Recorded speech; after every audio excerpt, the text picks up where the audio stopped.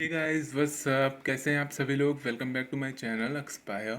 सो guys, आज हम लोग पर्सनालिटी डेवलपमेंट एंड कम्युनिकेशन का यूनिट नंबर 2 करेंगे। सो गाइस, बहुत ही ज़्यादा इजी सा यूनिट है, हम बहुत जल्दी से ख़त्म कर देंगे। तो बिना किसी टाइम वेस्टिंग के वीडियो को अपनी स्टार्ट करते हैं।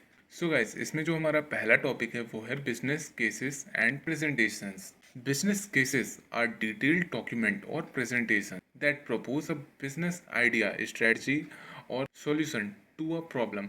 जो हमारा बिजनेस केस होता है और हमारी जो प्रेजेंटेशंस होती हैं, ये डिटेल्ड डॉक्यूमेंट होती हैं जिसमें कि हमारे बिजनेस आइडियाज़, हमारी बिजनेस स्ट्रेटजीज और कोई भी जो प्रॉब्लम हमारा बिजनेस फेस कर रहा है उसका सॉल्यूशन होता है। They includes background information, problem statement, analysis, solution, benefits, cost and recommendation. जो हमारे बिजनेस केसेस होते हैं ये अपने अंदर बहुत सारी चीज़ें इंक्लूड करते हैं, जैसे कि बैकग्राउंड इन्फॉर्मेशन, कंपनी की सारी बैकग्राउंड इन्फॉर्मेशन, प्रॉब्लम स्टेटमेंट, जो भी प्रॉब्लम कंपनी फेस कर रही है वो सारी स्टेटमेंट, एनालिसिस, कंपनी का पूरा एनालिसिस, उन प्रॉब्लम्स का सॉल्यूशन जो भी वो फेस कर रही है, बेनिफिट्स, कॉस्ट एंड रिकमेंडेशन, जो भी उन्हें सुझाव देने होते हैं कंपनी को, वो सब कुछ बिजनेस केसेस एंड प्रेजेंटेशंस में इंक्लूड होती हैं।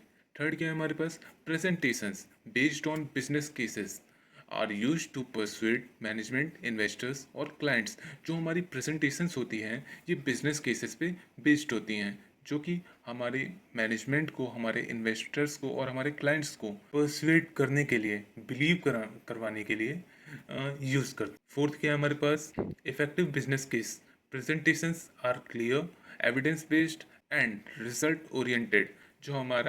जो हमारे इफेक्टिव केसेस होते हैं वो प्रेजेंटेशन को क्लियर बनाते हैं, एविडेंस बेस्ड बनाते हैं। कोई भी हवा में बात नहीं होती है, एविडेंस बेस्ड होता है क्योंकि बिजनेस के केस पे उन्होंने टोटल बनाया है। एंड रिजल्ट ओरिएंटेड होते हैं कि हम फ्यूचर रिजल्ट पहले ही हम अज्यूम कर सकते हैं अगर हम इफेक्टिव बिजनेस केस का यूज़ करते हैं अब अपने प्रेजेंटेशन बनाने में। फिफ्थ क्या है, they help in decision making, planning and securing approvals for project और इन्वेस्टमेंट। ये जो हमारी प्रेजेंटेशंस होती हैं, बिजनेस केसेस होते हैं, ये हमारी decision making, planning and securing approvals of projects और इन्वेस्टमेंट में हेल्प करती हैं। हमें कहाँ पे इन्वेस्टमेंट करना है, कैसे डिसीजन बनाने हैं, कैसे प्लानिंग करनी है, कैसे हमें सिक्योर करके रखना है अपनी फर्म को।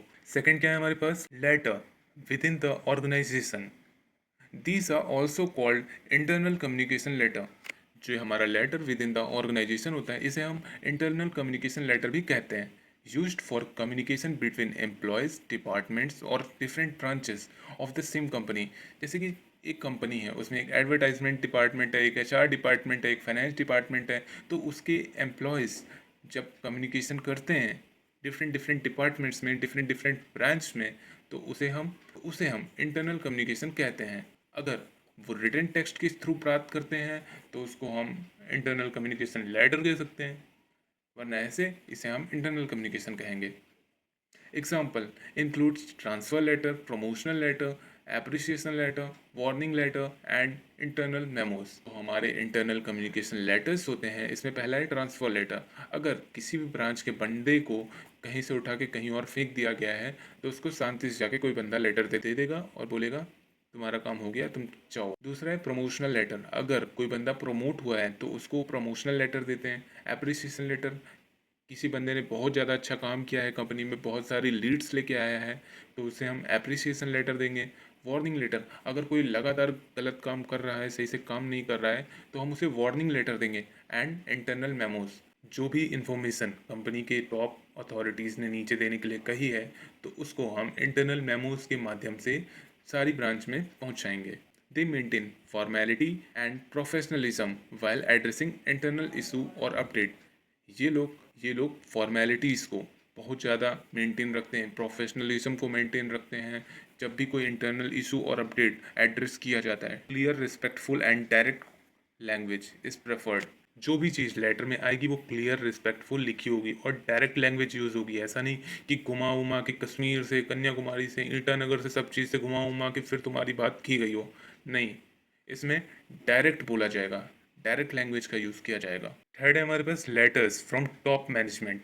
दीज आर फॉर्मल लेटर्स और messages issued by senior executive like CEO, managing director और बोर्ड ऑफ डायरेक्टर्स। ये जो हमारे लेटर्स हैं ये हमारी कंपनी के टॉप लेवल एम्प्लॉयज़ इशू करते हैं, जैसे कि सीईओज हो गए, मैनेजिंग डायरेक्टर्स हो गए और बोर्ड ऑफ डायरेक्टर्स हो गए। They are addressed to employees, departments और external parties such as clients और शेयर होल्डर्स। जो हमारी टॉप मैनेजमेंट अथॉरिटीज़ लेटर्स भेजते हैं, ये या तो एम्प्लॉय को भेज सकते हैं, या डिपार्टमेंट को भेजते हैं, या तो एक्सटर्नल पार्टी को भेजते हैं, या तो हमारे क्लाइंट या फिर शेयर होल्डर्स को भेजते हैं। ठीक है। थर्ड क्या है हमारे पास? कंटेंट में include policy change, performance review, strategic announcement और एप्रिसिएशन मैसेज। अगर कंपनी की पॉलिसी चेंज हुई है तो पॉलिसी चेंज वाला लेटर देंगे, परफॉर्मेंस रिव्यू अगर देना है तो परफॉर्मेंस रिव्यू वाला लेटर देंगे, स्ट्रेटजी नहीं कोई बनाई है तो स्ट्रेटजी अनाउंस करेंगे, और अगर कोई काम अच्छे से कर रहा है तो उसे एप्रिसिएशन मैसेज देंगे।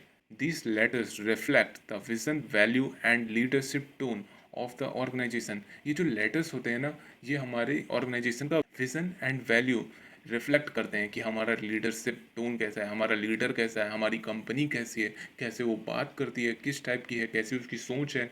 सब कुछ इन लेटर्स के माध्यम से हम रिफ्लेक्ट कर सकते हैं। Usually follow a very formal structure and carry high importance. जो हमारे लेटर्स होते हैं बहुत ज़्यादा फॉर्मल स्ट्रक्चर फॉलो करते हैं और बहुत ज़्यादा हाई इंपॉर्टेंस से रखते हैं अपने अंदर। फोर्थ है हमारे पास circulars and memos. Circulars are written message mean for mass communication within an organization. They are use to announce rules, meeting, events और जनरल इन्फॉर्मेशन। जो हमारे सर्कुलर्स होते हैं ये एक रिटर्न मैसेज होता है। अगर हमें मास कम्युनिकेशन करना है अपने सारे लेबर्स से, अपनी कंपनी के जितने लेबर्स हैं, एम्प्लॉयज़ हैं, सबसे एक साथ हमें कम्युनिकेशन करना है, तो हम सर्कुलर मेमो इशू करते हैं। हम ये क्यों अनाउंस करते हैं? रूल्स बताने के लिए, मीटिंग को है तो मीटिंग बताने के लिए, इवेंट को है तो इवेंट बताने के लिए, या फिर कोई जनरल इन्फॉर्मेशन है जो टॉप लेवल अथॉरिटी से आई है उसे बताने के लिए।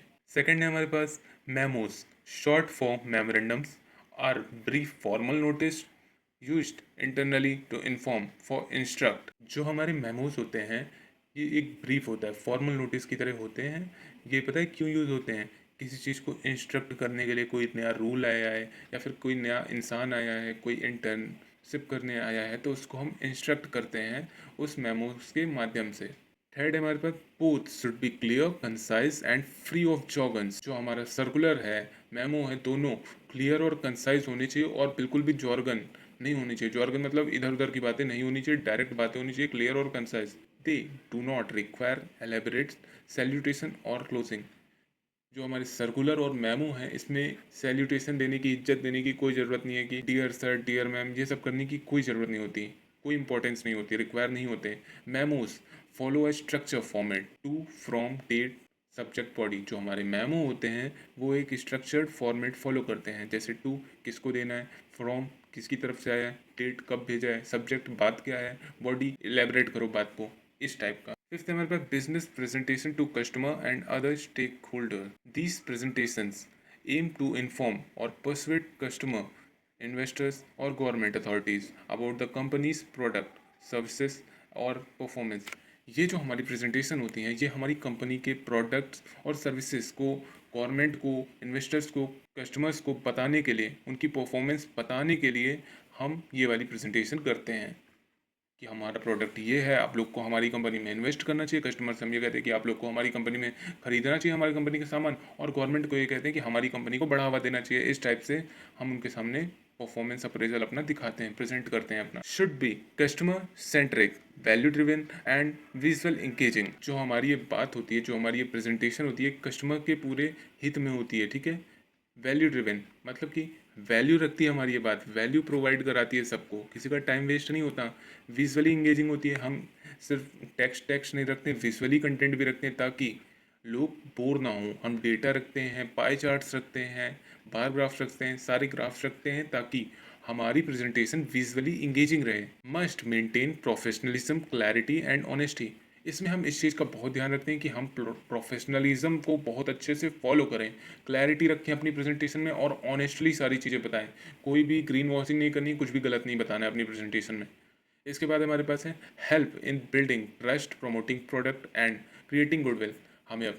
हमें अपनी कंपनी का ट्रस्ट बनाना है, हमें अपना प्रोडक्ट प्रमोट करना है और हमें अपने ब्रांड की गुडविल बनानी है। गुडविल मतलब रेपुटेशन। गुडविल इंटेंजिबल होती है, देख नहीं सकते, बट बहुत ज़्यादा बड़ा क्रूशियल रोल प्ले करती है हमारे प्रोडक्ट की सेलिंग में और या फिर हमारी प्रोडक्ट की एडवर्टाइजिंग में। सिक्स्थ है हमारे पास presenting a positive image through verbal and non verbal cues. Verbal cues includes tone, choose of words, pitch and clarity. जो हमारी वर्बल क्यूज होती है उसमें हम टोन को इंक्लूड करते हैं, हम कौन से वर्ड्स यूज़ कर रहे हैं वो भी इंक्लूड करते हैं, और हमारी पिच क्या है, हम क्लैरिटी से बात कर रहे हैं या नहीं करते हैं। ये सारी चीज़ें हमारे कम्युनिकेशन को पॉजिटिव इमेज देती हैं। ठीक है, तो हमें इन सब चीज़ों का ध्यान देना चाहिए। नॉन वर्बल क्यूज़ क्या होते हैं? Non verbal cues include body language, facial expression, posture, eye contact and gesture. जब हम किसी से नॉन वर्बल कम्युनिकेशन कर रहे होते हैं तो वहाँ पे हमारी बॉडी लैंग्वेज बहुत बड़ा रोल प्ले करती है, facial expression, posture, eye contact and gesture, ये सारी चीज़ें बहुत ज़्यादा इंपॉर्टेंट रोल प्ले करती हैं। तो हमें इन चीज़ों का ध्यान देना चाहिए। अब positive image build credibility, trust and report. अगर हम पॉजिटिव इमेज बना के सारा काम करें तो फिर वो हमारे ब्रांड की क्रेडिबिलिटी बिल्ड करेगा, ट्रस्ट बढ़ाएगा, लॉयल्टी बढ़ाएगा। फोर्थ है हमारे पास confidence, courtesy and active listening are crucial. Confidence बहुत ज़रूरी है। जब भी आप कोई बात किसी से कह रहे हैं कॉन्फिडेंस में कहना चाहिए, ताकि लोग सच में आपकी बात पे बिलीव कर सकें। अगर आप ढीले ढीले होके बोलेंगे, कॉन्फिडेंस में नहीं बोलेंगे, तो वो पक्का ही समझ जाएंगे कि कुछ ना कुछ तो गड़बड़ है, तभी इतना धीरे बोल रहा है। इसलिए हमें कॉन्फिडेंस में बोलना चाहिए। कर्टसी, हमें हिम्मत लानी चाहिए, बिल्कुल सही से हमें सब कुछ प्रूफ के हिसाब से सारी बातें करनी चाहिए। एंड एक्टिव लिसनिंग, और हाँ, एक्टिव लिसनिंग बहुत ज़्यादा ज़रूरी है। कोई कुछ बता रहा है तो हमें अच्छे से पहले सुनना है, कोई कुछ पूछ रहा है हमें अच्छे से सुनना है, उसके बाद आंसर देना है। ऐसा नहीं कि हम पहले ही उसको टोक दे, पहले ही आंसर दे दें, जबकि क्वेश्चन ही वो कुछ और पूछ रहे हैं और हम आंसर किसी और चीज़ का दे रहे हैं। तो ऐसा नहीं होना चाहिए। Inconsistent non verbal behaviour can create confusion और mistrust even if the words are right। अगर हम अपने नॉन वर्बल बिहेवियर में इनकंसिस्टेंट हैं तो फिर वो कन्फ्यूज़न क्रिएट करेगा, मिसट्रस्ट क्रिएट करेगा। मिसट्रस्ट मतलब भरोसा टूटेगा, कन्फ्यूज़न बढ़ेगी, मिसट्रस्ट होगा। और अगर तुम बात सही भी बोल रहे हो, राइट वर्ड बोल रहे हो, तब भी वो वर्ड्स गलत हो जाएंगे, तुम्हें गलत समझ लिया जाएगा। तो इसलिए इनकंसिस्टेंट नहीं रहना है। सेवेंथ में हमारे पास है preparing and delivering the presentations. Planning is key, understand the audience, set objective and outline the key points. अगर हम कहीं पे प्रेजेंटेशन देने जा रहे हैं तो सबसे पहले हमें प्लानिंग करनी है, हमें अपनी ऑडियंस समझनी है, हमारी ऑडियंस कैसी है, उन्हें क्या सुनना है, और हम किस चीज़ के ऑब्जेक्टिव से जा रहे हैं, और कैसे हम उनके एटीट्यूड के हिसाब से अपने की पॉइंट्स बनाएं और उनके सामने लेके आएँ, ताकि उन्हें भी अच्छा लगे और हमारे प्रोडक्ट का प्रमोशन भी हो जाए। सेकेंड है keep slides are noted, brief and focused. जो हमारी स्लाइड्स होंगी प्रेजेंटेशन की, वो ब्रीफ में होनी चाहिए और पॉइंट फोकस्ड होनी चाहिए। मतलब कि इधर उधर की बात नहीं होनी चाहिए, टोटल टू द पॉइंट होनी चाहिए। Structure your presentation, introduction, body, conclusion. जो हमारी प्रेजेंटेशन है उसको स्ट्रक्चर में रखना है। सबसे पहले इंट्रोडक्शन, फिर बॉडी टेक्स्ट और उसके बाद conclusion. Rehearse in advance to ensure smooth delivery. अगर कहीं तुम प्रेजेंटेशन देने जा रहे हो तो तुमको उसकी रिहर्सल एडवांस में ही करनी चाहिए, ताकि आगे जब तुम मेन टाइम पे प्रेजेंटेशन दो तो डिलीवरी जो तुम्हारी हो वो बिल्कुल स्मूथ हो। During the presentation maintain eye contact, modulate your voice and engage the audience. Presentation के दौरान तुमको आई कांटेक्ट अपने कस्टमर से बना के रखना है। जितने भी लोग तुम्हारी प्रेजेंटेशन में आए हैं, तुम्हें उन सब से आई कांटेक्ट बना के चलना है। जो तुम्हारी वॉइस है उसमें तुम्हें मॉड्यूलेट करना है, मतलब चेंज करना है धीरे धीरे, और अपनी ऑडियंस को इंगेज करना है अपनी प्रेजेंटेशन की तरफ। Be ready for questions and manage time properly. और हाँ, अगर आप प्रेजेंटेशंस दे रहे हैं तो क्वेश्चंस के लिए तैयार रहिए। और हाँ, time management is very important, so तुमको टाइम प्रॉपरली मैनेज करना है। एट्थ क्या है हमारे पास? Use of audio visual aids tools such as PowerPoint slide, videos, charts, infographics and animation enhance the presentation। जो हमारी PowerPoint slides हैं उनमें अगर हम वीडियोस, चार्ट्स और इनग्राफिक्स और एनिमेशन डालेंगे तो हमारी जो प्रेजेंटेशन है उसको इन्हेंस कर देगा। They help explain complex data visually and make content more memorable. जो भी हमारा कॉम्प्लेक्स डेटा है, सेल्स है, उसको अगर हम विजुअली कन्वर्ट कर देंगे तो वो हमारे कंटेंट, वो जो हमारा कंटेंट है वो ज़्यादा मेमोरेबल हो जाएगा, और उसे एक्सप्लेन करने में हमें दिक्कत भी नहीं होगी। Should be use to support the speaker, not to replace them. जो हम विजुअल्स का यूज़ कर रहे हैं वो हम सिर्फ अपने स्पीकर को सपोर्ट करने के लिए कर रहे हैं, ना कि उसे रिप्लेस करने के लिए। Visuals must be relevant, clear and not over crowded. जो हमारे विजुअल्स हैं वो बिल्कुल क्लियर होने चाहिए और ओवर क्राउडेड नहीं होने चाहिए कि सिर्फ विजुअल विजुअल भर दिए तो और ज़्यादा बेकार हो जाता है वो। हमको लिमिटेड विजुअल्स रखने हैं और क्लियर विजुअल्स रखने हैं। Use animation and transitions sparingly to avoid distraction.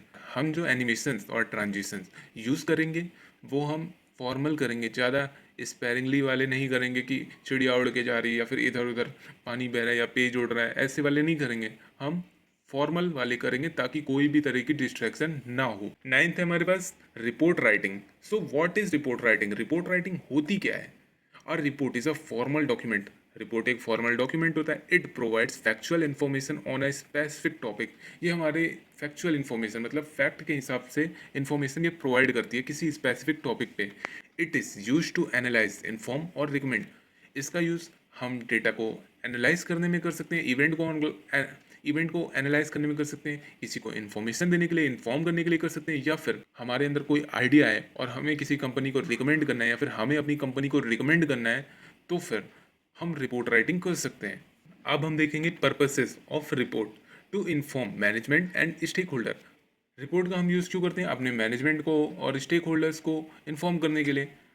To record progress और इवेंट, हमने कितनी प्रोग्रेस की और हमने क्या क्या प्रोग्रेस की अपने इवेंट्स में, ये सब हम रिकॉर्ड करने के लिए रिपोर्ट का यूज़ करते हैं। टू सजेस्ट एक्शन और इम्प्रूवमेंट। अगर कोई पहले इवेंट हो चुका है तो हम उनको इम्प्रूवमेंट्स दे सकते हैं कि आप ये कर सकते थे जिससे कि आपका इवेंट और भी ज़्यादा अच्छा हो जाता। अब देखते हैं कुछ कॉमन टाइप्स ऑफ रिपोर्ट्स। पहला है हमारा प्रोग्रेस रिपोर्ट। पहला है हमारा progress report shows how a project is going. ये हमारी प्रोग्रेस रिपोर्ट हमारे प्रोजेक्ट की प्रोग्रेस दिखाती है कि वो कैसा जा रहा है, क्या उसके हालात हैं, वो सही से काम कर रहा है या नहीं कर रहा है, सारा हमारा मैनेजमेंट सही से हो रहा है या नहीं हो रहा है, ये सब हम प्रोग्रेस रिपोर्ट में देखेंगे। सेकंड है हमारे पास सेल्स रिपोर्ट। सेल्स रिपोर्ट में give details about sales performance. हमारी सेल्स अच्छी हो रही है या नहीं हो रही, कहाँ पे लैकिंग आ रहा है, हमारा प्रॉफिट इंक्रीज हुआ या नहीं हुआ, ये सब। Feasibility reports check if a plan और आइडिया इज़ पॉसिबल। इसमें हम ये चेक करते हैं कि कोई भी प्लान या फिर आइडिया ये पॉसिबल है या नहीं है। Annual report gives a yearly summary of the companies activity. इसमें हमारी कंपनी ने पूरे फाइनेंशियल ईयर क्या किया क्या नहीं किया उसकी समरी होगी। छोटे से छोटा एक्सपेंस और बड़े से बड़ा एक्सपेंस सब कुछ इस समरी में होगा। अब हम देखेंगे फीचर्स ऑफ गुड रिपोर्ट। पहला फीचर क्या है? Clear and easy to read. Clear होनी चाहिए और रीड करने में आसानी होनी चाहिए, बिल्कुल भी मुश्किल नहीं होना चाहिए, बहुत कुछ भर दिया है, कॉम्प्लेक्सिटी डाल दिया, ऐसा नहीं होना चाहिए। सेकंड है हमारे पास factual and based on data. जो भी हम डेटा डालें इधर उधर से उठा के नहीं डालना है, या तो फैक्चुअल होना चाहिए, फैक्ट के हिसाब से होना चाहिए, या फिर हमारी जो कंपनी के प्रीवियस ट्रैक रिकॉर्ड्स हैं उसका डेटा है उसे हमें यूज़ करना है। थर्ड है वेल ऑर्गेनाइज स्ट्रक्चर। हमें अपनी रिपोर्ट स्ट्रक्चर के अकॉर्डिंग लिखनी है, ऐसा नहीं कि कुछ भी ऊपर डाल दिया नीचे डाल दिया, ऐसा नहीं होना चाहिए। Use formal and professional language. इसमें हमें फॉर्मल लैंग्वेज और प्रोफेशनल लैंग्वेज का यूज़ करना है। कंटेन्स रिलेवेंट फाइंडिंग्स और यूजफुल रिकमेंडेशन। इसमें हमें कुछ भी इधर उधर का नहीं डालना है, सब कुछ रिलेवेंट डालना है और यूजफुल रिकमेंडेशन डालने हैं। अब हम पढ़ेंगे इसके structures of a reports. Structure क्या क्या है? फर्स्ट है हमारे पास title, name of the report, topic. जो भी हमारी रिपोर्ट है, जिस टॉपिक पे हम रिपोर्ट लिख रहे हैं उसे हम टाइटल में मेंशन करेंगे। Table of content, page wise list of section. हमें स्टार्टिंग में लिखना है कि कहाँ पे क्या है, कहाँ क्या नहीं है, पूरा पेज वाइज हमको सब मेंशन करना है, क्योंकि रिपोर्ट एक पेज की तो होती नहीं है, बहुत बड़ी रिपोर्ट होती है, तो हमें सही से मेंशन करना है। Executive summary, short summary of whole report. इसमें हमें शॉर्ट समरी लिखनी है अपनी पूरी रिपोर्ट की, कि लोग पहले ऊपर से ओवरव्यू कर लें कि अच्छा इस पूरी रिपोर्ट के अंदर यहाँ से हमको कंटेंट मिलेगा, ये बात हो रही है, ठीक है। इसके बाद हमारा आ जाता है introduction, purpose and background of report. Introduction में हमारी रिपोर्ट का पर्पस क्या है और उसका बैकग्राउंड क्या है ये हमें मेंशन करना है। Main body, details, facts and analysis. इसमें हमें सारी डिटेल्स लिखनी है, फैक्ट्स लिखने हैं और जो भी हमने एनालिसिस किया है वो लिखना है। फाइंडिंग्स, रिजल्ट और ऑब्जर्वेशन फ्रॉम द डेटा। जो भी हमने एनालिसिस किया है उससे क्या रिजल्ट निकला है, क्या ऑब्जर्वेशन निकली है, वो हमें यहाँ लिखना है। कंक्लूजन, समरी ऑफ की पॉइंट, मतलब कि जो भी इतना सब कुछ हुआ, मेन बॉडी हुई, जो भी इवेंट हुआ उसकी समरी क्या निकली, उसकी कंक्लूजन क्या निकला लास्ट में, उसे हमें यहाँ लिखना है। रिकमेंडेशन, सजेशन और सॉल्यूशन। अगर हम किसी इवेंट में गए हैं, ठीक है, और हमें उनको सजेशन देना है या सोल्यूशन देना है, अगर हमने कोई प्रॉब्लम फेस की है तो हम लास्ट में रिकमेंडेशन में उनको सजेशन और सोल्यूशन दे सकते हैं, ठीक है। इसके बाद हमारा आ जाता है language and style. Use formal tone and simple language. इसमें हमें फॉर्मल टोन यूज़ करना है और सिंपल लैंग्वेज बिल्कुल यूज़ करनी है। Write in third person and past tense usually. इसमें हमेशा हमको एज अ थर्ड पर्सन बनना है, ऐसा नहीं कि हम सेकंड पर्सन बन के बोल रहे हैं, नहीं। और हमेशा जो रिपोर्ट लिखी जाएगी वो पास्ट टेंस में लिखी जाएगी, क्योंकि इसमें हमेशा इवेंट जो हो जाता है वही बताया जाता है। B objective, avoid personal opinions. इसमें हमें फैक्ट के हिसाब से बात करना है, डेटा के हिसाब से बात करना है, अपना पर्सनल ओपिनियन नहीं देना है। अवॉइड अननेसेसरी डिटेल्स और इमोशन। इसमें हमें कुछ भी अननेसेसरी चीज़ें नहीं बतानी है, ना ही कोई डिटेल देनी, और बिल्कुल भी इमोशन वाली बातें नहीं करनी है। जो भी है उसे हमें फैक्ट के हिसाब से और बेस्ड ऑन डेटा बात करनी है, जो भी हमने एनालिसिस किया है, ठीक है। So guys, personality development and communication के यूनिट 2 में इतना ही था। सो होप गाइज आपको वीडियो अच्छी लगी हो। अगर आपको वीडियो अच्छी लगी हो तो please like, subscribe and share my channel.